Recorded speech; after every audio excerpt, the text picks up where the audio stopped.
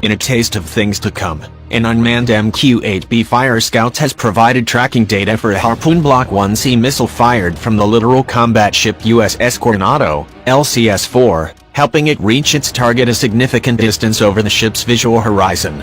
The live fire exercise took place on August 22 off the coast of Guam, during which the drone rotorcraft worked in conjunction with an MH-60S Seahawk helicopter. As drones and other robotic devices become more capable and numerous, the part they play in the armed forces becomes more significant. Already fifth-generation fighter aircraft like the F-35 Lightning II are seen less as direct combatants than as command and control platforms, and even manned submarines may one day be relegated to coordinating drone fleets of underwater warriors. As military planners become more familiar with drones, they come up with more uses for them. It's a bit like the transition of computers from mammoth, expensive mainframes that experts had only the haziest idea what to do with to the explosion of applications following the microchip revolution that put a PC in every home and office. This is essentially what happened with the USS Coronado. The Harpoon test marks a significant milestone because it shows a new dimension in drone application, not just as an observation platform or remotely controlled weapon launcher, but as part of a team to enhance the capabilities of an already existing missile system widely used by the United States and allied powers. In addition, it provided a demonstration of the capabilities of the new LCS class of warships when working with UAVs.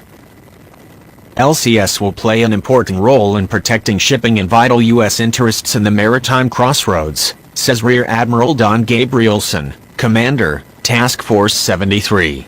Its ability to pair unmanned vehicles like Fire Scout with Harpoon missiles to strike from the littoral shadows matters. There are over 50,000 islands in the arc from the Philippines to India. Those shallow crossroads are vital world interests.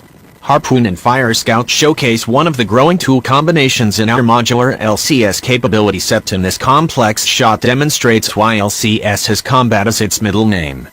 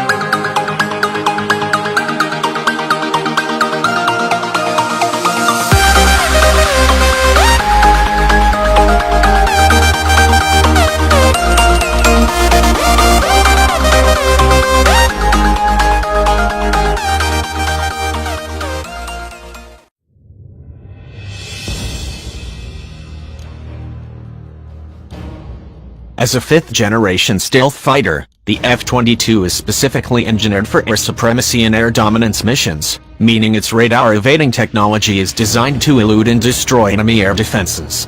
The aircraft is also configured to function as the world's premier air-to-air fighter, able to dogfight and readily destroy enemy aircraft. Air superiority, using stealth characteristics, is our primary role. The air dominance mission is what we will always do first. Once we are comfortable operating in the battle space, our airmen are going to find ways to contribute, Colonel Larry Broadwell, the commander of the 1st Operations Group at Joint Base Langley's Eustis, Virginia, told Scout Warrior in a special pilot interview last year. The F-22's command and control sensors and avionics help other coalition aircraft identify and destroy targets. While some of the aircraft's technologies are not publicly discussable, Broadwell did say that the F-22's active and passive sensors allow it to function as an aerial quarterback, allowing the mission to unfold. For example, drawing upon information from a ground command and control center or nearby surveillance plane, such as a joint surveillance and target attack radar system, the F-22 can receive information or target coordinates from nearby drones, Broadwell explained. At the moment, targeting information from drones is relayed from the ground station back up to an F-22. However, computer algorithms and technology is fast evolving such that aircraft like on F-22s will soon be able to quickly view drone video feeds in the cockpit without needing a ground station, and eventually be able to control nearby drones from the air. These developments were highlighted in a special Scout Warrior interview with Air Force Chief Scientist Greg Zacharias. Zacharias explained that fifth-generation fighters such as the F-35 and F-22 are quickly approaching an ability to command and control nearby drones from the air. This would allow unmanned systems to deliver payload, test enemy air defenses and potentially extend the reach of ISR missiles. Because of its sensors, the F-22 is uniquely able to improve the battlefield awareness, not just for airborne F-22s but the other platforms that are airborne as well, he said.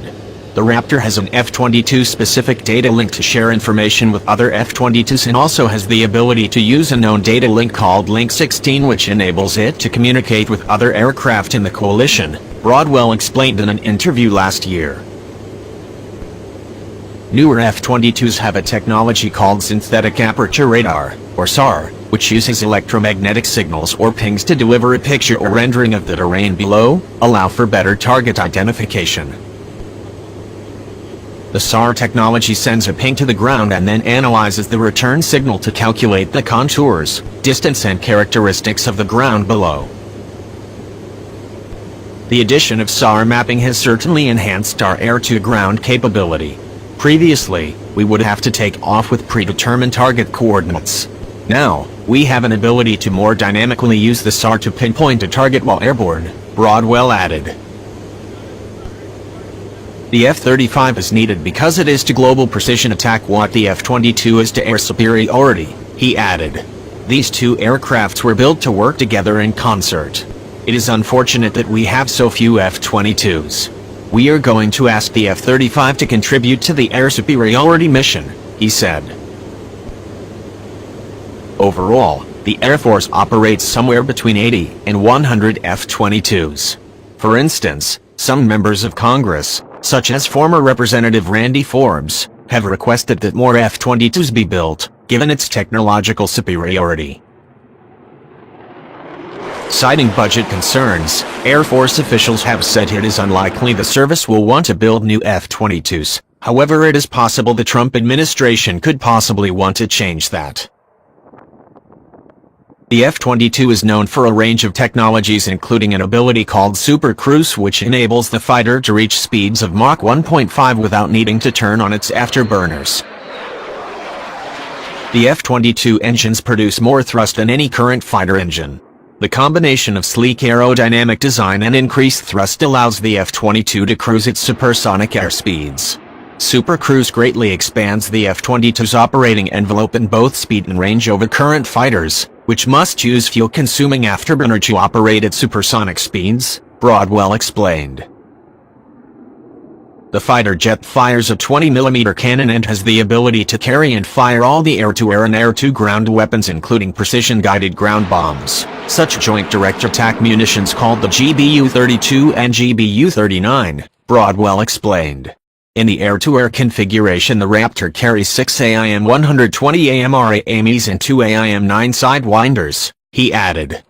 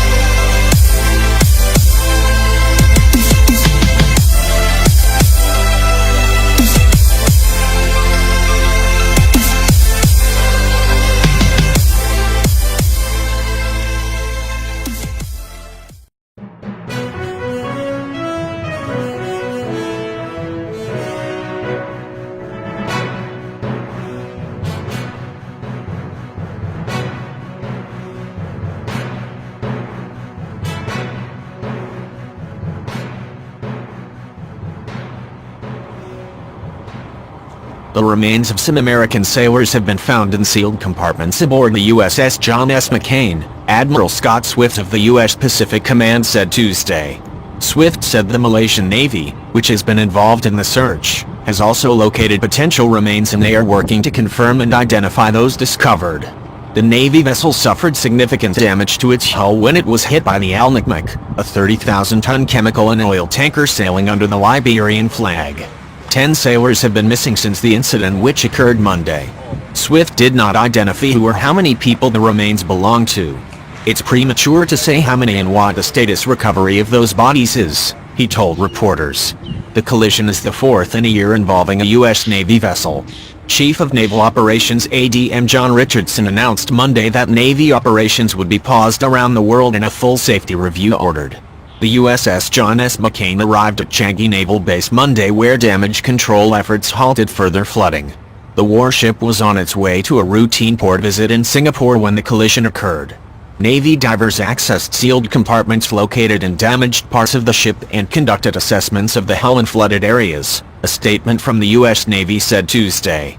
Meanwhile, ships from the Malaysian and Singaporean navies continued to provide search and rescue assistance alongside U.S. helicopters and vessels near the site of the crash, the statement added.